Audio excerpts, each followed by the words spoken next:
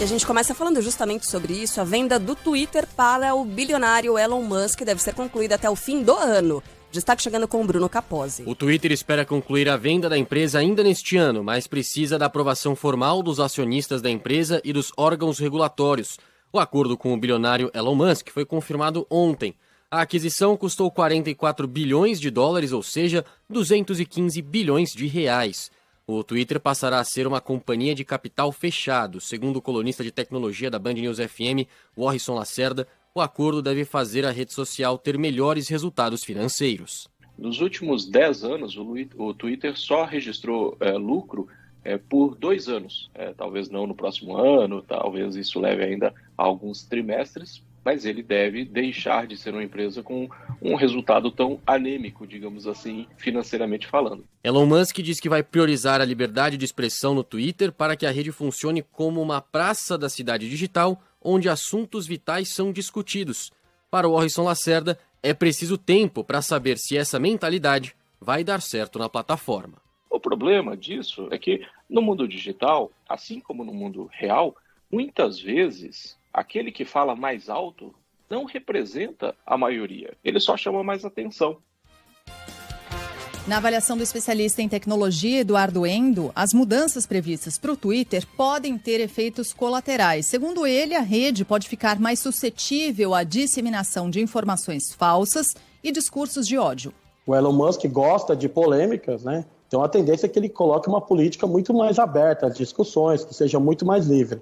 O grande problema disso é que quando essa barreira da discussão ultrapassa o senso comum, começa a ultrapassar o que as pessoas entendem que é aceitável, os usuários começam a fugir. Elon Musk sempre... Vamos ter de aguardar para ver como vai ser. Agora, certamente a política de moderação deve mudar.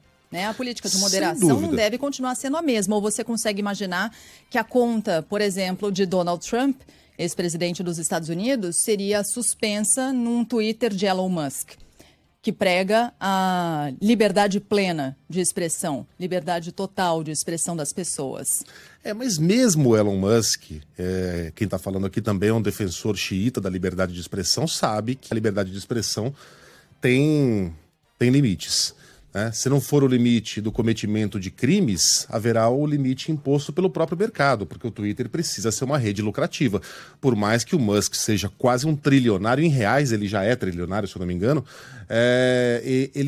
ele precisa transformar aquilo num troço lucrativo. Ele não vai transformar aquilo num 4chan, por exemplo, que é um site ali em que vale praticamente tudo. Se é que não dá para dizer que vale tudo, mas aquilo é um troço que não dá dinheiro. Né, que nenhuma marca se associa a um ambiente tão poluído quanto aquele. E tem mais. Ontem eu vi as reações no Twitter, basicamente, e é muito curioso como antigamente era a esquerda que defendia a liberdade de expressão, até porque foi a esquerda que apanhou muito no Brasil, porque não podia se expressar, especialmente na época do regime militar. E a coisa agora meio que se por mil motivos. Mas a coisa se inverteu. É a direita que defende a plena liberdade de expressão e a esquerda defende que haja todo tipo de moderações, tanto no discurso identitário quanto no discurso político, mas eu não vou entrar nessas minudências. Fato é que o Musk, no seu texto, eu li o texto que ele publicou como uma espécie de manifesto de chegada, em que ele prometia combater, por exemplo, os robôs. Ou morrer tentando. Se ele conseguir esse feito, que seria um feito mesmo, pronto. A gente já vai ter, independentemente do tipo de discurso que passará a ser permitido ali e que hoje não é, um ambiente muito mais limpo e muito mais saudável no debate político.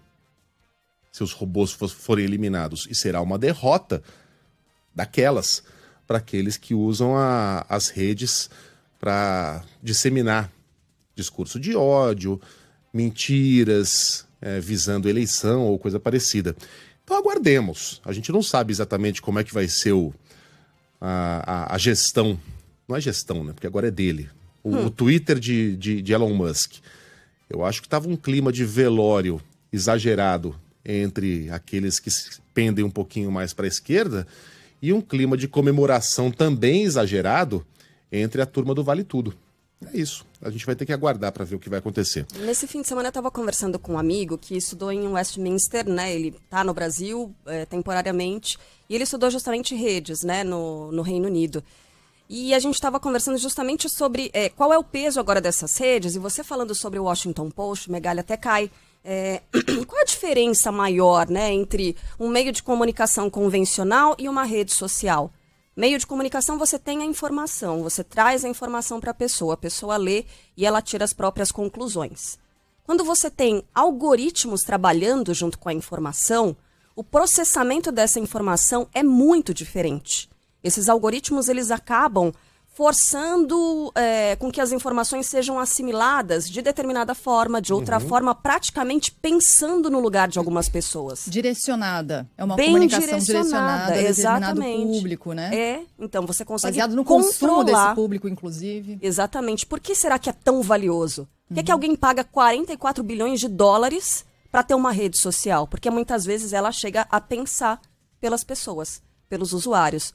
Então, falando com uma pessoa que estava estudando justamente isso fora do Brasil, a conclusão é mais ou menos essa, e também uma conclusão que se chega, e aí com muita clareza, com o passar do tempo, como é que isso influencia, por exemplo, nos processos eleitorais. Qual é o peso? E o peso disso é cada vez maior. Né? Então, talvez essa seja uma das respostas possíveis do porquê, né, se pagar tanto por uma rede social. Quando você fala do algoritmo, e quando essa pessoa fala do algoritmo, e aí eu mencionei aqui, direcionar, dirigir a comunicação a um determinado público, isso significaria, Carla, possivelmente comunicar aquilo que a pessoa deseja ouvir? Muitas vezes, né? Muitas vezes você direciona para determinadas bolhas, se a pessoa não quer. São afirmações para defender uma tese na qual a pessoa acredita. Né? E ela acaba reforçando ali essa percepção de que a verdade é absoluta e está do lado desse usuário.